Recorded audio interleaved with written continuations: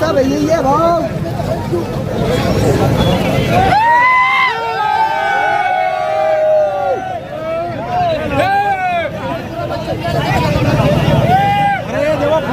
अरे पढ़ो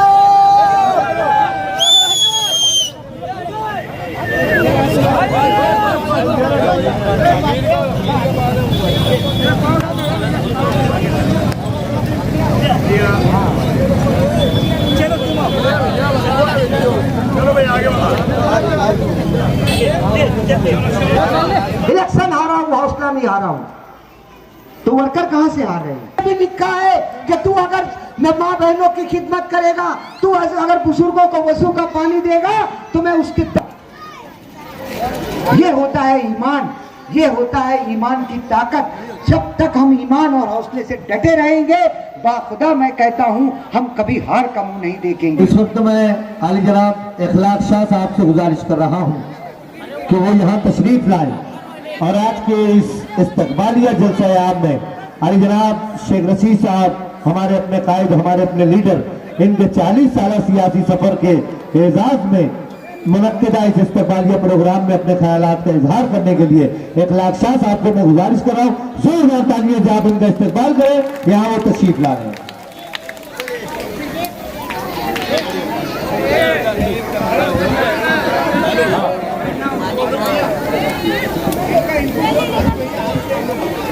अस्सलामु अलैकुम रहमतुल्लाहि व बरकातुहू। नहमदुहु व नसल्ली अला रसूलिहिल करीम।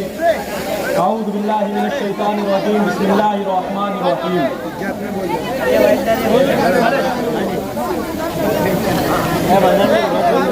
खुदी को कर बुलंद इतना कि हर तकदीर से पहले खुदा बंदे से खुद पूछे, बता तेरी रज़ा क्या है।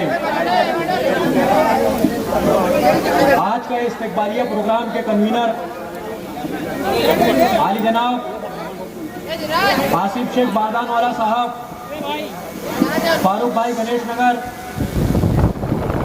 और स्टेट पर मौजूद तमाम जिम्मेदारान को अहदेदारान, माजरत के साथ मैं सबों का नाम लेने से कासिर हूँ क्योंकि यहाँ पर तमाम चाहने वालों का हुजूम लगा हुआ है और इनके बीच आज जिनके लिए प्रोग्राम रखा गया है, तमाम ही लोगों की, नौजवानों की और मालेगांव शहर के हर दिल अजीज लीडर आली जनाब शेख रशीद साहब, आज इस प्रोग्राम में मेरी तकरीर की कोई मंसूबाबंदी नहीं थी, पर साहब के बोलने पे मैं आपके सामने स्टेज पे खड़ा हुआ हूँ। कोई भी शख्स या शख्सियत बगैर किसी किरदार के, बगैर किसी नाम के या बगैर किसी काम के अजीम नहीं बनती। किसी भी शख्सियत को अजीम बनने में और कामयाबी हासिल करने में एक लंबा सफर तय करना होता है और जिंदगी में एक बड़ा खिदमत खल्क के लिए अपनी जिंदगी को वक्फ करना होता है, जिसकी मिसाल आज हम सबके सामने आली जनाब शेख रशीद साहब के सूरत में मौजूद है। साहब की खिदमत किसी से छुपी हुई नहीं है कि साहब ने अपना सियासी सफर कहां से शुरू किया और आज साहब पूरे शहर के हर तबके के, हर तंजीम के, हर बिरादरी के, नौजवानों के, बुजुर्गों के, माँ बहनों के, हर किसी के लिए एक अजीम लीडर का किरदार रखते हैं। इसकी वजह क्या है? 40 साल ऐसे ही नहीं गुजरे, 40 साल खिदमत खल्क में वक्फ करने के बाद आज ये अजीम किरदार हासिल हुआ है और आज जाके शख्सियत निखरी है।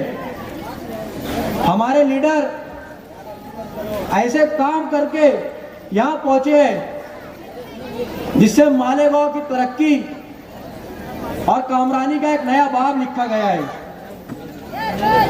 साहब ने गिरना डैम पाइपलाइन की स्कीम हो या शहर में हॉस्पिटल बनाने के काम हो, या लोगों को कारपोरेटर से चेयरमैन बनाने तक का सफर हो, साहब ने हर गरीब, हर मजदूर, हर निचले तबके को मौका दिया आगे बढ़ने के लिए।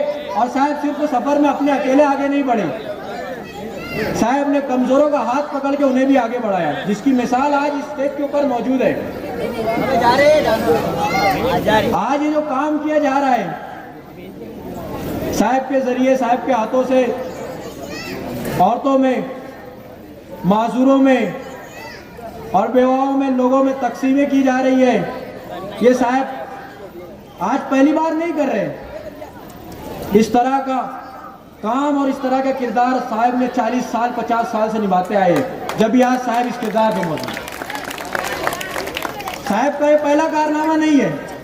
साहब को हम अजीम मानते हैं। क्यों मानते हैं? क्योंकि साहब ने अपनी जिंदगी वक्फ कर दी है लोगों की खिदमत करने में। जब जाके आज साहब पूरे शहर के दिलों की धड़कनें बने हुए हैं। और आज मैं तमाम ही लोगों का शुक्रगुजार हूँ, खास तौर से शेख रशीद साहब का शुक्रगुजार हूँ कि उन्होंने इस प्रोग्राम में हमें वक्त दिया, हमारी दावत पे लब्बैक कहा और हमें ये शर्फ दिया कि हम उनके हाथों से, उनके जरिए कौम की कुछ खिदमत कर सकें। मैं इस प्रोग्राम को करने वालों को, इस प्रोग्राम में मेहनत करने वालों को, तमाम तंजीमों को, तमाम अदारों को और इस प्रोग्राम से मुंसलिक हर उस शख्स को मुबारकबाद देता हूँ कि आप एक अजीम मकसद और एक नेक मकसद के लिए आगे निकले थे और अल्लाह ताला ने आज आपको इस प्रोग्राम में, इस लोगों के जरिए आपको इसमें कामयाबी अता की। बस इसी के साथ अपनी बातों का इख्तिताम करता हूँ और शुक्रिया अदा करता हूँ आपका। अस्सलाम वालेकुम रहमतुल्लाहि व बरकातहू। बहुत मुबारकबाद पेश करते हुए